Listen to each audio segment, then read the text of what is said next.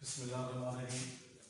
First year में आज बेटे हम लोगों ने चैप्टर नंबर 4 ये जो चैप्टर शुरू किया था दिस सेल।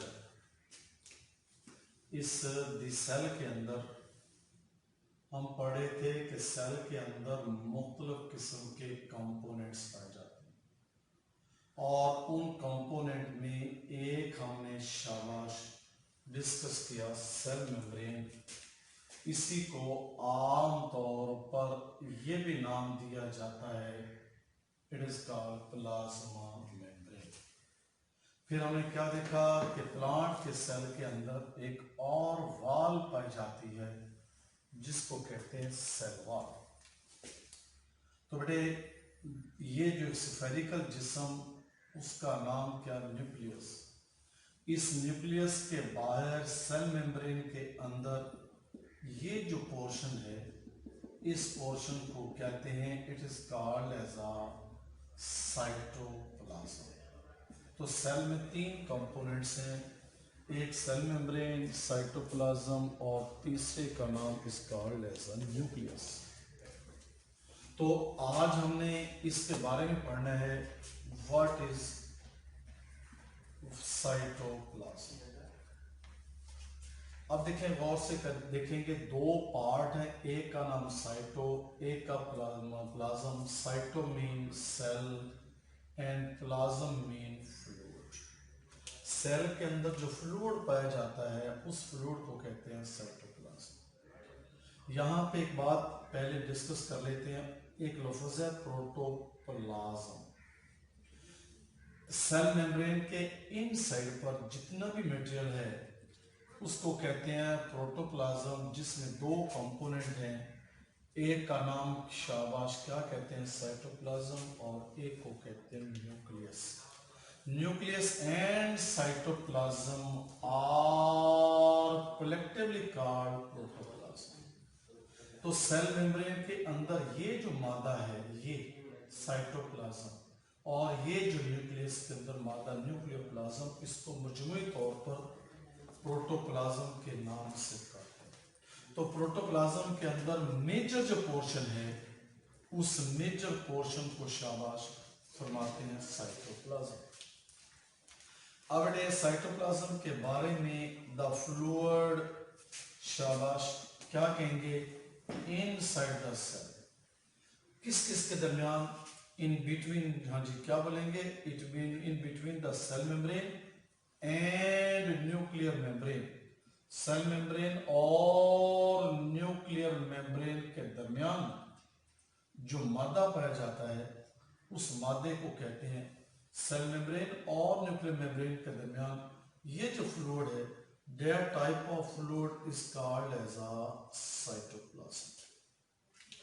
क्योंकि प्लाज्मा फ्लूइड है, जब इसकी केमिकल कंपोजिशन को देखा जाता है तो केमिकली बेटा इसमें क्या पाया जाता है, सबसे ज्यादा मिकदार it is called as a water के नाम से। तो सेल के अंदर तकरीबन साइटोप्लाज्म में 90% के करीब पानी पाया जाता है और दूसरे किस्म के मुख्तलिफ किस्म के ऑर्गेनिक और इनऑर्गेनिक शाबाश क्या पाए जाते हैं, साल्ट्स पाए जाते हैं। ये जो ऑर्गेनिक और इनऑर्गेनिक जो साल्ट्स हैं, ऑर्गेनिक के अंदर मिसाल के तौर पे कार्बोहाइड्रेट्स, मिसाल के तौर पर लिपिड्स, मिसाल के तौर पर शाबाश क्या कहते हैं, protein, all of these are called as organic. और इनऑर्गेनिक में मुख्तलिफ किस्म के साल्ट हैं जिसमें सोडियम है, क्लोराइड है, उसके अलावा मैग्नीशियम है, उसके अलावा आयरन है, उसके अलावा कैल्शियम है, वगैरह वगैरह, all of these are called inorganic salts. अब ये जो ऑर्गेनिक और जो इनऑर्गेनिक साल्ट्स हैं ये आमतौर पे पानी के अंदर शाबाश क्या होते हैं, डिजॉल्व होते हैं, किस शक्ल में, इन द फॉर्म ऑफ सॉल्यूशन। तो ये सॉल्यूशन जो होते हैं आमतौर पे दो किस्म के होते हैं। सॉल्यूशन के बारे में पहले आप सुन लें, क्या, what is solution, solute plus solvent is called solution. इसको उर्दू में क्या कहते हैं, it is called as a मुनहल। इसको क्या कहते हैं, it is called as a मुहल्लल। और इसको क्या कहते हैं, इट इज कॉल्ड, जब सल्यूट और सल्यूट को हल किया जाए सॉल्वेंट के अंदर तो बन जाता है एक सोल्यूशन। अब सोल्यूशन दो किस्म के होते हैं। एक सोल्यूशन को कहते हैं it is called as a true solution के नाम से कहते हैं, और एक सोल्यूशन को हम क्या कहते हैं, it is called as a colloidal solution के नाम से कहते हैं। अब ये ट्रू और कोलाइडल सोल्यूशन में क्या फर्क है, बेसिकली व्हाट इज दैट, अगर सल्यूट के मॉलिक्यूल मुकम्मल तौर पर सॉल्वेंट में हल हो जाएं तो क्या इसकी तारीफ करेंगे, अगर सल्यूट के मॉलिक्यूल सॉल्वेंट के अंदर दे आर कंप्लीटली डिसॉल्व, मुकम्मल तौर पे हल हो जाएं तो इस महलूल का नाम शाबाश क्या कहते हैं, ट्रू सोल्यूशन। और अगर बेटे मिसाल के तौर पे जैसे हम एक चम्मच चीनी के लेकर एक गिलास पानी में डालें, ठीक है, तो चीनी को जब पानी में डालेंगे तो क्या बन जाएगा, it is called as a मीठा मुरक्कब बन जाएगा, और इसको कहेंगे it is called as a sugary water. तो अब ये क्योंकि चीनी पानी में हल हो जाती है तो चीनी इसका सल्यूट, पानी इसका सॉल्वेंट, और उसके नतीजे से ये महलूल बन जाता है that is called true solution के नाम से कहते हैं। नंबर दो जो सोल्यूशन है इसका नाम है कोलाइडल सोल्यूशन। एक ऐसा सोल्यूशन जिसमें सल्यूट के मॉलिक्यूल सॉल्वेंट के अंदर, हाँ जी, क्या हो जाए, सस्पेंडेड हो जाए, सॉल्वेंट के अंदर शाबाश क्या हो जाए, अम्बेडेड हो जाए, और सल्यूट के मॉलिक्यूल मुकम्मल तौर पर क्या कहेंगे, इनकम्प्लीटली डिसॉल्व हो, मुकम्मल तौर पे डिसॉल्व ना हो, इस महलूल को क्या कहते हैं, it is called as a colloidal solution के नाम से कहते हैं। मिसाल के तौर पर हम मिट्टी के एक चम्मच लेके पानी में डालें तो क्या देखेंगे, अगर एक गिलास पानी है उसमें एक चम्मच मिट्टी डाल दें, उसको हल करेंगे तो कुछ मॉलिक्यूल पानी में हल होंगे, लेकिन कुछ पानी के मॉलिक्यूल जो पानी के अंदर सस्पेंडेड होंगे। तो ये जो महलूल होगा सस्पेंडेड फॉर्म में, इसका नाम क्या कहेंगे, it is called as a colloidal solution. अब कोलाइडल सॉल्यूशन आगे दो किस्म का, एक होता है सोल और एक को कहते हैं जेल, जिसके बारे में हम क्या कहते हैं, it is called as a non viscous part is called sol, और ये जो पार्ट है जिसका नाम क्या विस्कस, इस पार्ट को हम क्या कहेंगे, इट इज कॉल्ड जेल। तो सेल के अंदर ये जो सेंट्रल पोर्शन है, ये जो सेंटर के साथ जो पोर्शन मौजूद है, इसको क्या कहते हैं, it is called as a sol के नाम से कहते हैं। और इसी तरीके से व्हाट इज दैट, यहाँ पे जो मॉलिक्यूल है, यहाँ पे जो मॉलिक्यूल है, यहाँ पे जो मॉलिक्यूल है, इसमें सल्यूट ज्यादा, सॉल्वेंट कम, इस पेरिफेरल पार्ट को आम तौर पर शाबाश क्या नाम देते हैं, it is in the form of gel के नाम से करते हैं।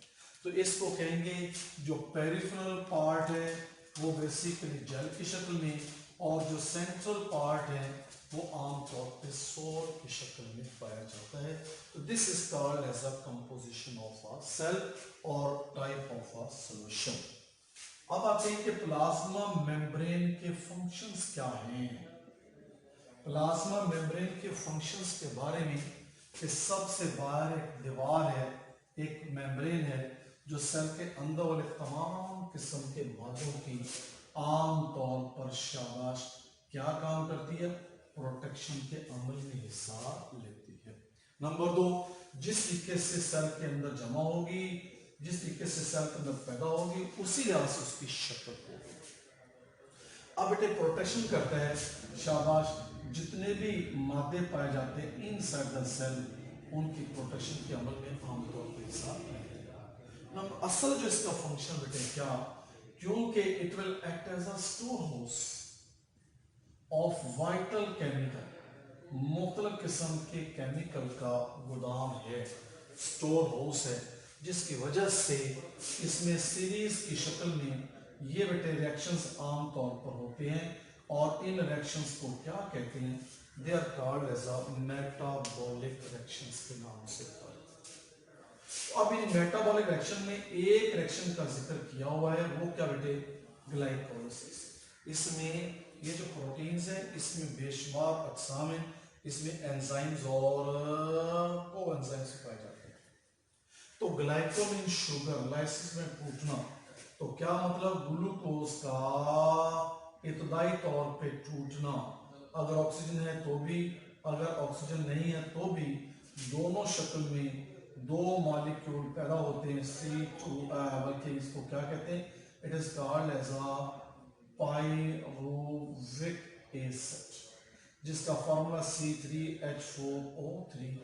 ये अमल बेटे एक नहीं 10 केमिकल रिएक्शंस होते हैं, और इन 10 chemical reactions all of these are catalysed by बेटे एंजाइम।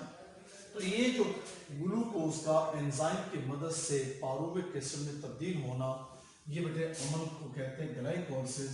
इसके लिए जितने भी एंजाइम्स हैं, all of the enzymes are only present in the cytoplasm। इस तरीके से ये मेटाबॉलिक रिएक्शंस के अमल में भी हिस्सा लेते हैं। इसके अलावा बेटे इसमें मुख्तलिफ किस्म के क्या पाए जाते हैं, ऑर्गेनेलीज भी पाए जाते हैं। ये जो ऑर्गेनेलीज हैं लार्ज नंबर की शक्ल में, जैसे centriole, endoplasmic reticulum, ribosome, mitochondria, Golgi body, lysosome, vacuole, बेशुमार किस्म के। तो ये एक किस्म का शाबाश क्या देता है, it will provide a aqueous ground substance के तौर पर अपना रोल प्ले करता है, जिसमें endoplasmic reticulum, mitochondria, ribosome, Golgi complex, lysosome, vacuole तमाम के तमाम आमतौर पर अपना रोल प्ले करते हैं इस जगह। एक किस्म का ये साइटोप्लाज्म क्या, इट प्रोवाइड अ साइट, ताकि तमाम किस्म के जो ऑर्गेनेलीज हैं वो अपने अपने मुख्तलिफ डायरेक्शंस के अंदर रोल प्ले कर सकें। और आख बेटा जो इसका फंक्शन है, वो फंक्शन क्या है, ये इस अमल में भी हिस्सा लेते हैं जिसको क्या कहते हैं, साइक्लोसिस के नाम से। साइकिल घूमने का अमल, ओसिस अमल घूमने का अमल, इसी को शाबाश क्या कहते हैं, साइटोप्लाज्मिक स्ट्रीमिंग मूवमेंट के नाम से भी पुकारते हैं। तो ये जो साइटोप्लाज्मिक स्ट्रीमिंग जो मूवमेंट है, क्या मतलब कि साइटोप्लाज्म कभी भी बेटा स्टेशनरी नहीं होता, ये कभी भी आम तौर पर दूसरे लफ्जों में साइकिल नहीं होता, ये मुसलसल मूव करता है मुख्तलिफ किस्म के फैक्टर की वजह से, और उनमें छोटे छोटे धागे हैं माइक्रोफिलामेंट जो साइटोप्लाज्म को मूवमेंट के अमल में हिस्सा लेते हैं। और इस अमल के अंदर सबसे ज्यादा इंपॉर्टेंट रोल बेटा वो क्या, साइटोप्लाज्म, ताकि तमाम किस्म के फ्री फ्लोटिंग ऑर्गेनेली जो होते हैं जैसे कि माइटोकॉन्ड्रिया आसानी के साथ पूरे साइटोप्लाज्म मूव करके पूरे के पूरे सेल को ओवरऑल एनर्जी बेटा आमतौर पे प्रोवाइड कर सके। इस तरीके से यह साइक्लोसिस या साइटोप्लाज्मिक स्ट्रीमिंग मूवमेंट के अमल में भी। इसके अलावा आखिरी में क्या, अमेबाइड जो मूवमेंट जो आम तौर पे मेबा शो करता है, it is also due to the cytoplasmic streaming movement या ड्यू टू साइक्लोसिस। ये था, that is the function of the cytoplasm. कल इंशाल्लाह इस साइटोप्लाज्म में मौजूद जो मुख्तलिफ किस्म के जो ऑर्गेनेलीज हैं इंशाल्लाह उनके बारे में शुरू करेंगे।